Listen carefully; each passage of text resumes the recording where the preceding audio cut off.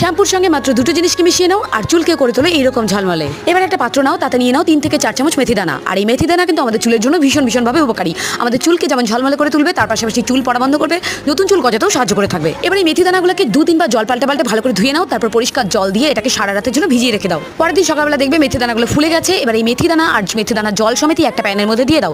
এর সঙ্গে মিশিয়ে দাও আরো কিছুটা পরিমাণ জল। এবার এটাকে গ্যাসের মধ্যে বসিয়ে মোটামুটি 5 থেকে 7 মিনিটের মতো আরো কিছুক্ষণ ফুটিয়ে নাও। এবার একটা ছাঁকনি বা স্ট্রেনারের সাহায্যে এটাকে ছেঁকে নাও, তারপর এটাকে ঠান্ডা করে নাও। আর এই যে মেথি দানাগুলোকে দেখছো, এই মেথি দানাগুলো কিন্তু একদম ফেলে দেবে না। এই মেথি দানাগুলোকে একটা মিক্সিতে পেস্ট করে নাও, এর সঙ্গে টক দই মিশিয়ে একটা হেয়ার প্যাক তৈরি করে চুলের মধ্যে লাগিয়ে নাও। এবার এটা ঠান্ডা হয়ে গেলে এর সঙ্গে মিশিয়ে দাও 1 চামচ পরিমাণ আমন্ড অয়েল আর 1/2 চামচ পরিমাণ কাস্টার্ড অয়েল, আর মিশিয়ে দাও যে কোনো তোমার পছন্দের শ্যাম্পু। তারপর এটাকে ভালো মতো মিক্স করো, তারপর এটা দিয়ে শ্যাম্পু করে ধুয়ে ফেলো চুলটাকে। চাইলে তোমরা এটাকে কিন্তু তৈরি করে স্টোর করে রাখতে পারবে 7 দিনের জন্য ফ্রিজে। তো এটা তৈরি করে এটা দিয়ে অবশ্যই চুলের মধ্যে শ্যাম্পু করো, তারপর আফটার বিফোর কি রেজাল্ট আসে অবশ্যই কিন্তু আমাকে কমেন্ট করে জানিও। এটা ফুল ভিডিও চ্যানেলে আপলোড করা আছে, তোমরা চাইলে গিয়ে সেই ভিডিওটাও চেক আউট করতে পারো। আমি ডেসক্রিপশনে লিংক দিই। এরকম সুন্দর ভিডিও পাওয়ার জন্য ভিডিওটাকে লাইক করে চ্যানেলকে অবশ্যই সাবস্ক্রাইব করো।